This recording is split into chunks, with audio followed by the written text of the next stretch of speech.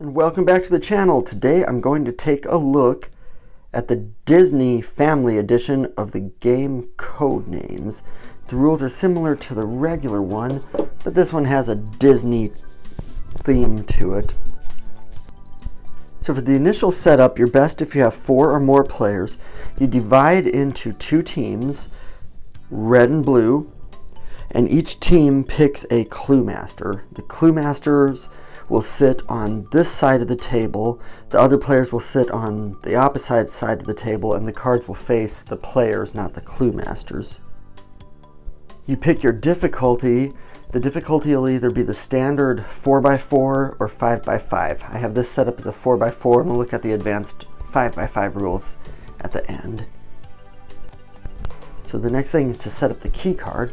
You randomly draw one. It'll either be a 4x4 or a 5x5, like we said. The 5x5s have Disney markers on the back, so you know which ones they are when you randomly pick one. And it goes in this little Mickey Mouse stand.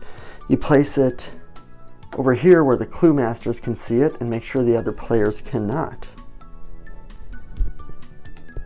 And now when you play, it'll have a color there. So like this one's red, this one's blue. That color determines which player goes first, or which team goes first.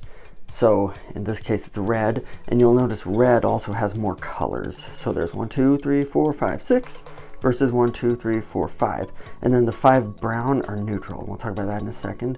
So each team will get these are called cover cards. Each one will get 5 of those and 5 neutrals. Will stay in the middle with the clue masters, and the team who goes first will get an additional one, which is this card, which will either be blue or red. In this case, it is red. You place the cover cards in front of each clue master and the neutral ones in the middle. So to play, the goal is to give clues to your team so that they can match up with the pattern. The clue masters will be the one giving the clues. In this example, red would go first since it's a red card and they have the additional one. So the clues are based on one word and one number. And what you want to do, you want to give clues for your partners to guess. So the red would give a clue and hope that the red would pick out one of these cards that match the pattern. So here it'd be like this one and this one, these 2 and these 2 for the red team. The blue team would be here, these 3 and this one. So they want to look at those tiles and give clues that would match and hope their partner could guess it. And you give clues by saying one word, only one word, no more than that, and one number, and the number corresponds to how many cards on the board could match that clue.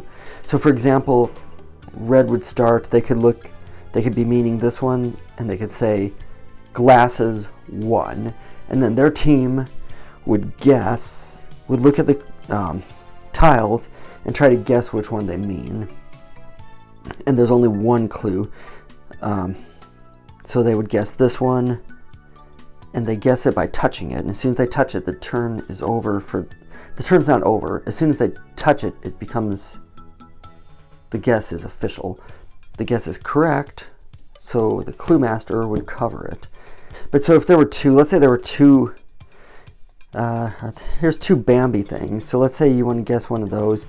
You could literally say the name of the movie if it's one word. So you could say Bambi, or you could say Forest, maybe Forest 2, and then your players would know that there's 2 cards that would refer to Forest. Bad example because those are both neutral. So anyhow, you're the clue. Sorry, I got a little scatterbrain there, but you're the clue master. You give the clue, and then your opponent or your partners can guess which ones you're referring to. So they can make their guesses, and they can make a number of guesses up to the number the clue master says plus 1. So if you say glasses 1, for example, they could guess 2 tiles. I don't know why they would want to do that when you said there's only 1, but anyhow. So when they guess, they touch it. As soon as they touch it, the guess is made official. The clue master can place the tile, and if they guess correctly, well, if they guess correctly, the clue master will pass the title, and then they can keep going. So if you say Bambi 2 and both of those were the same color, then they'd go one at a time. Now if they guess wrong, say you say glasses and they think those are glasses, well that's blue. So a blue tile would go over it and their turn would immediately end. Or if they think that glasses meant bunny for some reason, then that'd be a neutral. And neutral means nothing. It's just, it doesn't belong to anybody. So they guess they're one, and then it moves on to the next team. So the blue clue master would then make a clue. Did I mention I'm really bad with Disney? But what's blue? Like I don't even know what that thing is. So I could say, the blue clue master could say arrow 1. And then the blue team would say, well, there's only one arrow there, so they'd guess that. It would go down right. Now, if they would for some reason be wrong, they would point at the clue. Let's say they would think that this dog is an arrow, I guess. Then the clue master would say, oh, nope, you're wrong. And it gets the correct tile. So you never put tiles that don't match what's there. But anyhow, it goes like that. You take turns until one pattern is complete. And as soon as one is complete,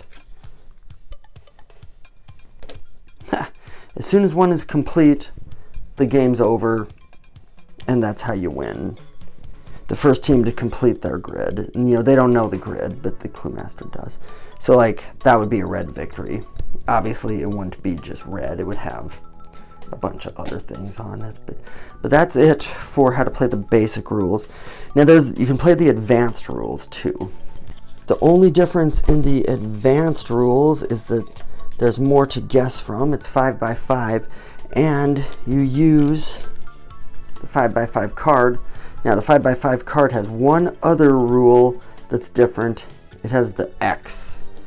That X, if anyone ever guesses it, they immediately lose the game.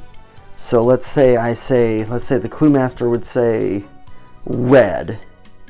They would guess that.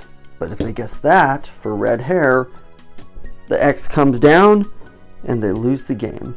But that's the only difference. Which would I recommend? Well, probably the 5x5. It makes the game a little more challenging. I don't know if I'd recommend the Disney version though, because if you're not familiar with Disney, it's really, it's really hard to come up with some of these clues for Disney. There's another option where you can play, they have the text on the back instead, so the cards would all be face down like this, and it'd be the words instead of the pictures. It'd be all 5x5 or 4x4. But if you're unfamiliar with Disney, that would be way too hard. Like seriously, this, I don't know what that means. Looking at the picture, okay, it looks like it must be from Cars. But seriously, that could be really hard to be a clue master for, so you might want to play with the pictures if you play. And my thoughts, this isn't my type of game. I know a lot of people like Codenames, and it's super popular. The Disney one's good for kids and family. But I'm not wired to think this way, so I don't really enjoy it. My kids like it, so I play with them, and there's variant rules for 2 or 3 players in the rule book that I won't go over now, so that does help as well. But that's it. That's how you play. That's my quick thoughts on the game, I guess. I will be back with another video soon, but if you'd like to support us, you can visit tabletopjason.com for links to these and all the games I review here. And if you'd like to see the card game I created, check out 52dragons.com, where you can view sample cards, buy the game, or sign up for Patreon to receive new and exclusive cards each and every month. But that'll do it for this video. I'll be back soon. Thanks for watching.